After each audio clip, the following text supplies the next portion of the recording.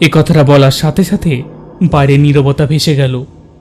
তীব্র রজনীগন্ধার সুবাস মুহূর্তেই পচে যাওয়া মাংসের দুর্গন্ধের পরিণত হল। ফাতেমার মিষ্টি কণ্ঠস্বর পরিণত হল এক বিকট ধাতব চিৎকারে, না!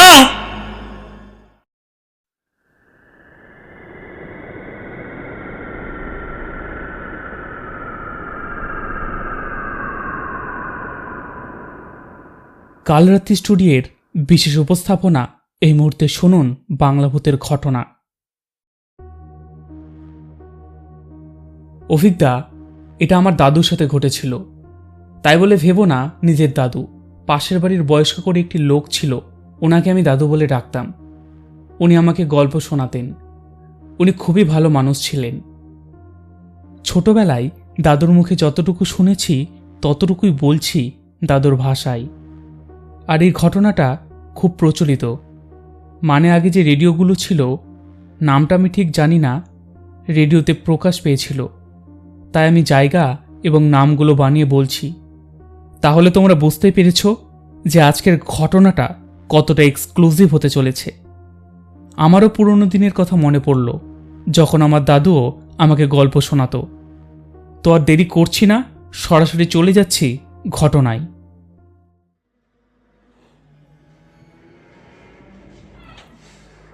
শুনুন, আমি জানি আপনারা কেন ওই টেপ রেকর্ডারটি আমার হাতের সামনে তুলে দিয়েছেন। আপনারা তথাকথিত শিক্ষিত মানুষ, যারা বিজ্ঞান আর যুক্তির বাইরে কিছুই বিশ্বাস করেন না। তারা শুধু প্রমাণ চান। আপনারা চান আমি যেন সেই রাতের বর্ণনা দিই, যে রাতে আমার জীবন চিরকালের জন্য পাল্টে গিয়েছিল। আজ আমি যা বলবো তা কোনো বানানো গল্প নয়। এটা কেবল আমার একার অভিজ্ঞতা নয়, এটা হলো মাটির গভীরের এক অভিশাপ, গুলি বিয়াবানের অভিশাপ। আর এই গল্প শুনলে আপনার আত্মা হয়তো কেঁপে উঠবে, যেমন আজও আমার শরীর কাঁপে। আমার নাম আরিফ হোসেন। একসময় আমার একটি স্বাভাবিক জীবন ছিল, পরিবার ছিল, ব্যবসা ছিল, হাসি আনন্দও ছিল। এখন আমি এই চার দেওয়ালের ভেতরে বসে থাকি, আর বাইরের জগৎকে আমার কাছে এক ভয়াল ছায়ার জগৎ বলে মনে হয়। ঘটনাটি ঘটেছিল আজ থেকে প্রায় ৭০ বছর আগে, ময়মনসিংহ জেলার হালুয়াঘাটের একদম শেষ প্রান্তে আমার পৈতৃক ভিটায়। জায়গাটা ছিল বিশাল এক টিলার ওপরে, নিচে ধান ক্ষেত আর পাশে ঘন বাঁশঝাড়। বাঁশঝাড়টা এত পুরনো যে দিনের আলোতেও সেখানে স্যাঁতসেঁতে ও অন্ধকার লেগে থাকত। লোকেরা বলতো ওই বাঁশঝাড়টা নাকি ভুতুরে বাঁশঝাড়। আমরা ৩ পুরুষ ধরে ওখানে থাকি। আমার বাবা সবসময় সতর্ক করতেন, দেখ বাবা, সূর্য ডোবার পর যেন ভুলেও বাঁশঝাড়ের দিকে যাস না। ওটা মানুষের জায়গা নয়, ওটা জমিনের মালিকদের। শুরুর দিকে আমি পাত্তা দিতাম না। আমি গ্রামের ছেলে হলেও কুসংস্কারে আমার বিশ্বাস কম ছিল। কিন্তু সেই বছর বর্ষার শেষ, যখন ধান কাটার সময় এলো, তখন গ্রামে এক অস্বাভাবিকতা দেখা গেল। প্রথমে নিখোঁজ হলেন গ্রামের বয়স্ক রাখাল করিম চাচা। তিনি বিকেলে গরু নিয়ে বেরিয়েছিলেন আর ফেরেননি। তার লাঠি বা গরুর কোনো চিহ্নও পাওয়া গেল না। আমরা ভেবেছিলাম হয়তো অন্য কোনো গ্রামে চলে গেছেন বা পথ হারিয়েছেন। কিন্তু 2 দিন পর তার পুরনো টিনের বাক্সটা পাওয়া গেল নদীর ধারে। বাক্সটা ছিল খালি, আর তার ওপর দিয়ে মানুষের রক্তের দাগ, সামান্য কিছু দাগ, যা দেখে মনে হচ্ছিল যেন কেউ কিছু টেনে হিঁচড়ে নিয়ে গেছে। এরপর প্রতি পূর্ণিমার 2 দিন আগে বা পরে আরও 1-2 করে মানুষ নিখোঁজ হতে শুরু করল। সবসময় দুর্বল বা একা থাকা মানুষজন, তাদের নিখোঁজ হওয়ার ধরনটা ছিল অদ্ভুত। কোনো চিৎকার নেই, কোনো ধস্তাধস্তি নেই, শুধু হঠাৎ নীরবতা।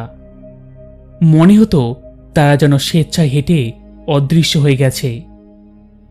গ্রামের লোক বলাবলি করতে শুরু করলো, এটা কোনো সাধারণ খুন বা চুরি নয়, এটা হলো জমিনের আজাব। কেউ বলে এটা প্রেতাত্মা, কেউ বলে ডাইনি। আর আমাদের মধ্যে থাকা পুরনো জ্ঞানের অধিকারী যারা ছিলেন তারা ফিস ফিস করে একটি শব্দ উচ্চারণ করেন, গোল। আমি একদিন আমার দাদুকে জিজ্ঞাসা করলাম, আচ্ছা দাদু, এই গোলটা কি? দাদু কেঁপে উঠেছিলেন। তিনি বললেন, ওটা হলো ইবলিসের বংশধরদের সবচেয়ে ভয়ঙ্কর একদল জিন। তারা রূপ পাল্টে শিকার করে। তারা কবরস্থানের আশেপাশে থাকে, কিন্তু সবচেয়ে ভালোবাসে নির্জন প্রান্তের মাংস। মানে কাউকে যদি একা পায় তারা রেহাই নাই। তারা শিকারকে তার প্রিয় মানুষের ছদ্মবেশে ডাকে বা দুর্বল করে দেয়। এর থেকে বাঁচার একমাত্র পথ হলো তাদের হাতে ধরা দেওয়ার আগে চেনা। তাদের আসল রূপের দিকে যদি একবার চোখ পড়ে, তবে হয় তুমি মরবে, নয়তো তুমি পাগল হয়ে যাবে। ভীষণই ভয়ঙ্কর, মাঝামাঝি কিছু নেই। দাদু আরও সতর্ক করলেন, বললেন, গোলের একটা বিশেষ চিহ্ন আছে যা কোনো ছদ্মবেশেই পাল্টায় না, তাদের পা। তারা মানুষের রূপ ধরলেও তাদের পায়ের তলায় থাকে গাধার খুরের মতো শক্ত ত্বক বা খুর। এই গল্পগুলো আমার মনে গেঁথেছিল, কিন্তু আমি তখনও বিশ্বাস করিনি। আমি ছিলাম যুবকের যুক্তিবাদী মন নিয়ে। সেদিন ছিল ভরা পূর্ণিমা, কিন্তু আকাশ ছিল মেঘে ঢাকা। দমকা হাওয়া বইছিল, আর বাসঝাট থেকে অদ্ভুত শব্দ আসছিল। রাত তখন 12:30। আমি আমার ঘরে একা শুয়েছিলাম, ঘুমানোর চেষ্টা করছিলাম। হঠাৎ আমার ঘরের এক ধরনের তীব্র মিষ্টি সুবাস ভেসে এলো, ঠিক যেন বন্য রজনীগন্ধা ফুলের গন্ধ, যা এই অঞ্চলে ফোটে না। গন্ধটা এত তীব্র ছিল যে আমার মাথা ঝিমঝিম করতে শুরু করলো। আমি যেন একটা ঘোরের মধ্যে চলে যাচ্ছিলাম। ঠিক তখনই আমার নাম ধরে কেউ ডাকলো, আরিফ, আরিফ, দরজাটা একটু খোল। কণ্ঠটা শুনে আমার শরীর হিম হয়ে গেল। এটা ছিল আমার স্ত্রী ফাতেমার কণ্ঠ। ফাতেমা তখন ঢাকাতে তার অসুস্থ বাবার কাছে গিয়েছিল। তার এই সময় গ্রামে থাকার কোনো কথাই ছিল না। আমার যুক্তিবাদী মন মানছিল না। আমার মনের ভিতরে এক ধরনের প্রবল আনন্দ বা উদ্বেগ কাজ করছিল।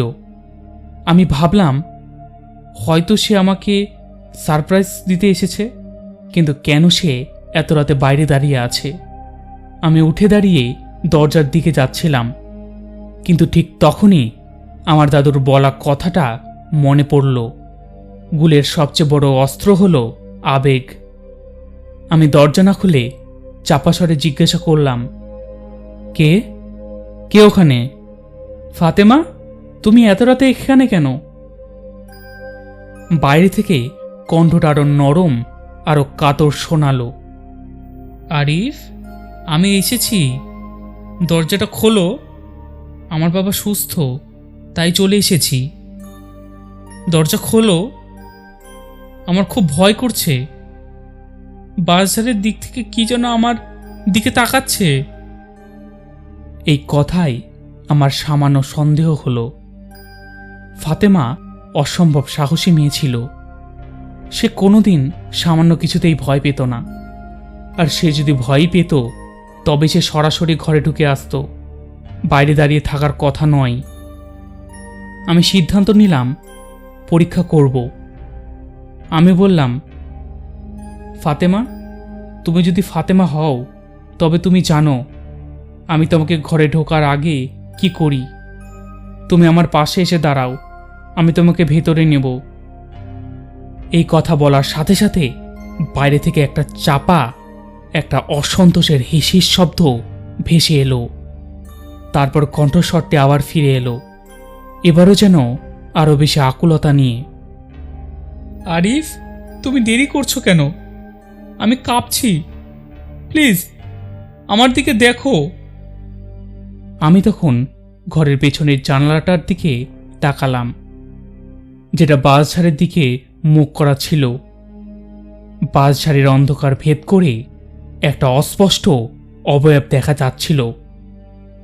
একটা নারী মূর্তি, ফাতেমার মতোই শাড়ি পরা, কিন্তু মুখটা ছিল অন্ধকারের অবয়বে ঢাকা। এবং ঠিক সেই মুহূর্তে পূর্ণিমার মেঘ সরে গিয়ে এক চিলতে দুর্বল চাঁদ বাঁশঝাড়ের ওপরে আলো ফেলল। নারী মূর্তিটা স্থির দাঁড়িয়েছিল, কিন্তু তার পায়ের দিকে চোখ যেতেই আমার দম বন্ধ হয়ে এলো। মানুষের পায়ের মতো নরম ত্বক বা জুতো নয়, বরং একটা বিশাল শক্ত অমসৃণ খুঁড়ের মতো কিছু মাটির ওপরে স্থির হয়ে আছে। মনে মনে বললাম, গুল, এটা গুলি বিয়াবান। আমার শরীর ঠান্ডা হয়ে গেল, কিন্তু মন পাথরের মতো শক্ত হয়ে গেল। আমি সাথে সাথে তওবা করে আল্লাহর কাছে আশ্রয় চাইলাম। আমি বুঝতে পারলাম এটা শুধু একটি জিনের সাথে আমার লড়াই নয়, এটা হলো আমার আত্মার বিশ্বাসের পরীক্ষা। আমি তখন সরাসরি দরজার দিকে ফিরে দাঁড়ালাম এবং দৃঢ় কণ্ঠে বললাম, আমি জানি তুমি কে। তুমি আমার ফাতেমা নও, তুমি শয়তানের সৃষ্টি গুলি বিয়াবান। আমি তোমাকে আমার বাড়িতে প্রবেশ করতে দেব না। আমার ওপরে আল্লাহর নাম এবং রসুলের বরকতময় কালেমা আছে। এ কথাটা বলার সাথে সাথে বাইরে নীরবতা ভেসে গেল। তীব্র রজনীগন্ধার সুবাস মুহূর্তেই পচে যাওয়া মাংসের দুর্গন্ধের পরিণত হল। ফাতেমার মিষ্টি কণ্ঠস্বর পরিণত হল এক বিকট ধাতব চিৎকারে। তুমি ভুল করছো, তুমি আমাকে চিনতে পারো না। আমি তোমাকে ছিঁড়ে খাওয়া আরিফ, তোমার হাড়গোড় সব গিলে ফেলবো। তুমি বাইরে এসো। দরজাটা এমন জোরে ধাক্কা খেল যেন মনে হলো কেউ বাইরে থেকে বিশাল কোনো পাথর দিয়ে আঘাত করছে। কাচের জানালাগুলো ঠকাঠক শব্দে কাঁপছিল। আমি ভয় পেয়ে খাটের নিচে লুকিয়ে গেলাম। আমি আমার টেবিলের উপরে রাখা পবিত্র কোরআন শরীফটা তুলে নিলাম। আমি সর্বোচ্চ উচ্চস্বরে কোরআনের একটি শক্তিশালী সূরা আর রহমান তিলাওয়াত শুরু করলাম। আমি পড়ছি, ফাবিআই আলাই রুব্বিকুমা তুকাজ্জিবান। সুতরাং তোমরা আমাদের রবের কোনো নিয়ামতকে অস্বীকার করবে। বাইরের গুল তখন পাগলের মতো চেঁচিয়ে উঠছিল, বন্ধ করো, বন্ধ করো, আমার মাথা জ্বালা করছে, আমার শরীর পুড়ছে। আমি পড়তে লাগলাম, আর সেই গুলটাই দুর্বল হতে লাগলো, আর চিৎকার কমে গিয়ে শেষ পর্যন্ত এক তীব্র কান্নার শব্দে রূপান্তরিত হলো। কান্নার শব্দ শুনে আমার মনটা একটু নরম হলো, কিন্তু দাদুর বলা কথা মনে পড়ল। গুলের অস্ত্র হলো ছলনা। আমি প্রায় 10 মিনিট ধরে একটানা সূরা আর রহমান পড়লাম। এরপর যখন আমি তিলাওয়াত শেষ করলাম, তখন বাইরের সব শব্দ থেমে গিয়েছিল। দুর্গন্ধ ধীরে ধীরে মিলিয়ে যাচ্ছিল, কিন্তু লড়াই তখনও শেষ হয়নি। আমি সতর্ক হয়ে বসে রইলাম। আমি জানি গোল এত সহজে হাল ছাড়বে না। সে দুর্বল হয়েছে, কিন্তু পরাজিত হয়নি। আমি অপেক্ষা করতে লাগলাম। প্রায় আধ ঘন্টা পর যখন আমি নিশ্চিত হলাম যে বাইরে আর কোনো শব্দ নেই, তখন বাঁশঝাড়ের ভিতর থেকে ভিন্ন এক শব্দ এলো। এবার মানুষের কণ্ঠস্বর নয়, বরং একটা আহত কুকুরের গোঙানি। কুকুরটা যেন যন্ত্রণায় কাতরাচ্ছে আর আমার ঘরের দিকে ধীরে ধীরে এগিয়ে আসছে। আমি দরজা দিয়ে উকি দিয়ে দেখলাম, আবছা আলোয় একটা কুকুর আমার দরজার কাছে শুয়ে আছে। তার গায়ে রক্ত, এবং সে অসহায়ের মতো আমার দিকে দেখছে। আমি কুকুর ভালোবাসি। গ্রামে আমার একটা কুকুর ছিল, নাম ছিল বাদশা। আমার মনে হলো হয়তো গুলের সাথে লড়াইয়ে কুকুরটা আহত হয়েছে, আর সে আমার কাছে সাহায্য চাইছে। আমি প্রায় দৌড়ে দরজা খোলার জন্য ছুটে গেলাম। মানুষের স্বাভাবিক দয়া আমাকে টেনে নিয়ে যাচ্ছিল, কিন্তু ঠিক দরজার ছিটকানিতে হাত দেওয়ার মুহূর্তে আমার চোখ পড়ল মেঝেতে। কুকুরটির ছায়া নেই, বরং সামান্য দূরে থাকা মাটির ওপরে। আমি দেখলাম সেখানে একটিও কুকুরের পায়ের ছাপ নেই। কেবল দুটি বিশাল রক্তক্ষুরের ছাপ মাটির উপর স্থিরভাবে বসানো। লোককথা বলে গোল তার আকার নির্ধারণ করলেও খুঁট সবসময় অক্ষত থাকে। আমি বুঝতে পারলাম এটা তার শেষ চেষ্টা। সে বুঝতে পেরেছে যে আমি তার প্রিয়জনের ছদ্মবেশে আর প্রলুব্ধ হব না, তাই সে আমার মানবতাকে ব্যবহার করতে চাইছে। আমার সমস্ত রাগ তখন সেই আবেগের ওপর পড়ল। আমি দরজা খুললাম না। আমি ঘরের মধ্যে থেকেই উচ্চস্বরে আজান দিতে শুরু করলাম। প্রথমবারে আজান শোনার পর গুল কেঁপে উঠল। দ্বিতীয়বারের আজান শোনার পর সে কুকুররূপী ছদ্মবেশ ছেড়ে দিল, আর আমার চোখের সামনে সেই কুকুরটি এক বিকট লোমশ মানুষের মতো দেখতে এক বিশাল দেহধারী দানবে রূপান্তরিত হল। তার দাঁতগুলো ছিল ধারালো, চোখে ছিল লাল আগুনের ঝলক, আর সারা শরীর থেকে পচা মাটির গন্ধ বেরোচ্ছিল। গুলি বিয়াবানের তার আসল বিভৎস রূপ। সেই দানবটি মাটিতে গড়াগড়ি খেতে খেতে শেষবারের মতো একটা করুণ চিৎকার করল, যা আমার মস্তিষ্কের ভেতরে গেঁথে গেল। তারপর এক ঝলক তীব্র নীল আলোয় সে মিলিয়ে গেল। পরদিন সকালে যখন আমি বাজারের কাছে গেলাম, দেখলাম সেখানে কোনো কুকুর বা কোনো দানবের দেহ নাই। শুধু সেই জায়গায় যেখানে সে দাঁড়িয়েছিল সেখানে ছিল পাউডারের মতো সাদা ছাই, আর সেই ছায়ের ঠিক মাঝখানে শুকনো মাটির উপর গভীরভাবে গেঁথে আছে দুটি বিশাল খুরের ছাপ। আমি সেই ছায়ের সামান্য অংশ আজও রেখে দিয়েছি। এটা প্রমাণ করে আমি শুধু জিনের গল্প বলিনি, আমি এক রাতের যুদ্ধে জিতে ফিরে এসেছি। গ্রামের লোক যখন জানতে পারল, তারা সবাই বলল, তুমি বেঁচে আছো কারণ তোমার ঈমান ছিল পাথরের মতো শক্ত। গুলের সাথে লড়তে গেলে ভয় পেলে চলে না। ভয় পেলে সে তোমাকে খাবে, কিন্তু তুমি যদি আল্লাহর নামকে তোমার আশ্রয় করো তবে সে পালিয়ে যায়। আজ আমি জানি গুলজিন এখনো আছে। তারা আমাদের চারপাশে আমাদের দুর্বলতার সুযোগের অপেক্ষায় থাকে। তারা রূপ পাল্টে আমাদের ডাকে, আমাদের প্রলুব্ধ করে, আমাদের ভয় দেখায়।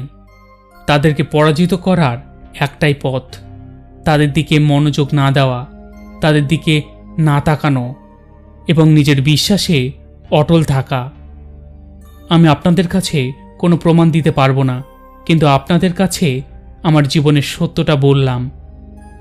যদি কোনো নির্জন রাতে আপনার খুব প্রিয়জন কোনো মানুষের কণ্ঠে আপনাকে বাইরে ডাকে, তবে দরজা খোলার আগে শুধু একবার নিচে পায়ের দিকে তাকাবেন।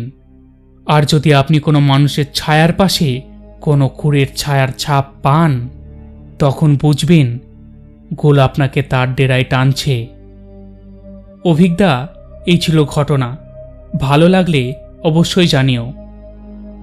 ভালো লাগা বা না লাগা সম্পূর্ণ দর্শকদের ওপরে। দর্শকরা অবশ্যই কমেন্ট করে জানান যে আপনাদের ভালো লেগেছে নাকি লাগেনি। অবশ্যই জানান। আপনাদের কমেন্ট এবং লাইক আমার অত্যন্ত গুরুত্বপূর্ণ, কারণ আমি প্রচণ্ড মোটিভেশন পাই যে আপনাদের কাছে এরকম ধরনের ঘটনা উপস্থাপন করার। তাই বেশি বেশি করে লাইক এবং শেয়ার করে দিন এবং কমেন্ট করতে একদম ভুলবেন না। নেক্সট দেখা হচ্ছে অন্য কোনো রবিবার।